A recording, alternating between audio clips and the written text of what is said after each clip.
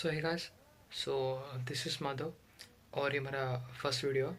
सो आज मैं एक्सप्लेन करने वाला हूँ वर्चुअल मशीन क्या होता है और उसके बारे में बताने वाला हूँ। टाइप्स ऑफ वर्चुअल मशीन और उसका वर्किंग क्या होता है। ठीक है। वर्चुअल मशीन एक सॉफ्टवेयर बेस्ड कंप्यूटर होता है।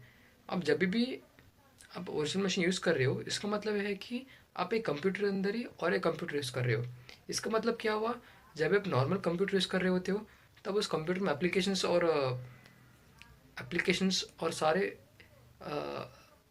ऐप रन करने के लिए आपको रिसोर्स चाहिए होता है, जैसे कि स्टोरेज और रैम। और जब आप सॉफ्टवेयर में वर्चुअल मशीन क्रिएट करते हो, उसमें ऑपरेटिंग सिस्टम को एक्सेस करते हो, और तब भी उसको उस सारे ऐप्स और टास्क को रन करने के लिए आपको सीपीयू चाहिए होता है। और वो सीपीयू होस्ट कंप्यूटर से भी आपको मिलता है। ठीक है। और इसीलिए उसको हम सॉफ्टवेयर बेस्ड कंप्यूटर भी बोलते हैं। अब जिस होस्ट कंप्यूटर से आप रन करते हो ना, आई मीन जिस कंप्यूटर से आप यूज़ कर रहे हो, उसी कंप्यूटर के हार्डवेयर रिसोर्सेज उस सॉफ्टवेयर बेस्ड कंप्यूटर को आप दोगे। सिंपल से बताऊं, एक एक फिजिकल कंप्यूटर है और एक वर्चुअल मशीन क्रिएट करोगे।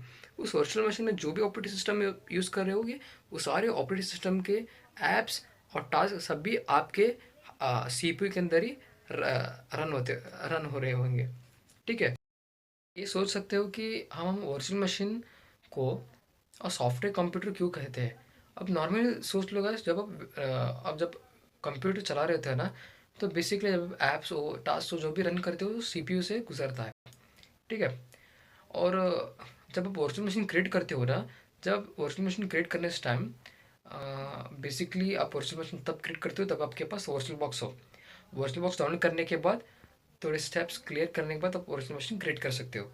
जब आप वर्चुअल बॉक्स डाउनलोड करोगे, उस एप्लीकेशन को उसको स्टार्ट करोगे ना, तब आपको सारे लोकेशन स्टोरेज रैम को अलोकेट करना पड़ता है। वो भी किसका? आपका सीपीयू का। उसके बाद ही आप वर्चुअल मशीन क्रिएट कर सकते हो। आप मल्टीपल वर्चुअल मशीन क्रिएट करके मल्टीपल ऑपरेटिंग सिस्टम को एक्सेस कर सकते हो। और हर एक वर्चुअल मशीन एक आइसोलेटेड एनवायरनमेंट में होता है, कोलाइड नहीं होती है। आप जितने भी multiple operating system virtual machine को क्रिएट कर सकते हो।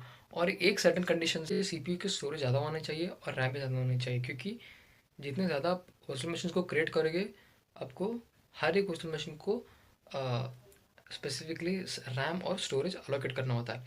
और ये सब हर एक वर्चुअल मशीन को अलोकेट आप खुद भी, फर्स्ट को आप वर्चुअल मशीन आप खुद भी एलोकेट करोगे, और दूसरे वर्चुअल मशीन को एक सॉफ्टवेयर है हाइपरवाइजर।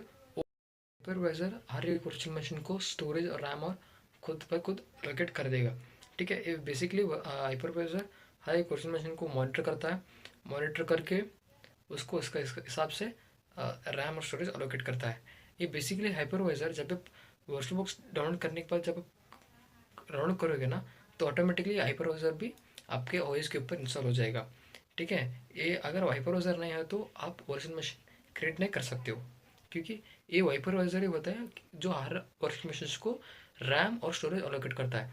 अगर किसी वर्चुअल मशीन में रैम और स्टोरेज अलोकेट नहीं नहीं अलोकेट किया गया, तो जब जब हम हमको वर्चुअल मशीन्स को क्रिएट नहीं कर सकते हैं।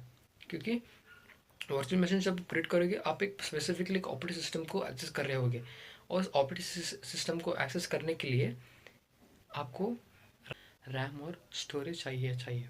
क्योंकि बिना रैम और स्टोरेज के आप किसी भी ऑपरेटिंग सिस्टम को एक्सेस नहीं कर सकते हो। क्योंकि आप जब ऑपरेटिंग सिस्टम को ओपन करोगे, तो सारे ऐप्स और टास्क को परफॉर्म करने के लिए आपको स्टोरेज चाहिए होती है और रैम चाहिए होती है, और सीपीयू में प्रोसेसिंग चाहिए होता है। अगर आप रैम और स्टोरेज ही अलोकेट नहीं करोगे एक ऑपरेटिंग सिस्टम को और एक एप्लीकेशन को, तो आप उस वी एम ओएस मशीन को क्रिएट नहीं कर पाओगे, और मान ऐसा कि आप उस ओएस को क्रिएट नहीं कर पाओगे। ठीक है। और अ, दो तरीके वर्चुअल मशीन होते हैं। एक होता है कि सिस्टम वर्चुअल मशीन, और दूसरा होता है प्रोसेस वर्चुअल मशीन। नॉर्मली जो हम कंप्यूटर में जो क्रिएट करते हैं ना वर्चुअल मशीन, उसे हम सिस्टम वर्चुअल मशीन बोलते हैं यूजुअली।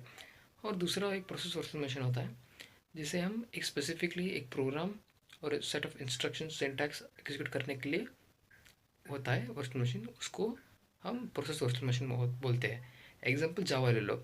जावा के हर एक इंस्ट्रक्शन सिंटैक्स एग्जीक्यूट करने के लिए हमको सेपरेट वर्चुअल मशीन चाहिए होता है। इवन दो आपको जावा ऐप रन करने के लिए भी, एप्लीकेशन रन करने के लिए भी आपको जावा वर्चुअल मशीन चाहिए। उस जावा वर्चुअल मशीन के अंदर जावा रन टाइम इन्वायरमेंट है। अब उसके बिना जावा किसी भी इंस्ट्रक्शन को रन नहीं कर सकते हो, एग्जीक्यूट नहीं कर सकते हो। तो इसको हम बोलते हैं प्रोसेस वर्चुअल मशीन। और ये दो तरीके होते हैं, सिस्टम वर्चुअल मशीन और प्रोसेस वर्चुअल मशीन। और ये दो टाइप के वर्चुअल मशीन हुए, और मैंने सारे वर्चुअल मशीन होता है क्या होता है टाइप्स बता दिए। So this was all about virtual machine. Hope आपको क्लियर आइडिया होगा वर्चुअल मशीन के बारे में। ठीक है, आपको किसी भी डाउट है तो कमेंट में लिख दीजिएगा। Thank you. I am really sorry for the low quality video. Hope आपको एक्सप्लेनेशन अच्छा लगा होगा। Thank you.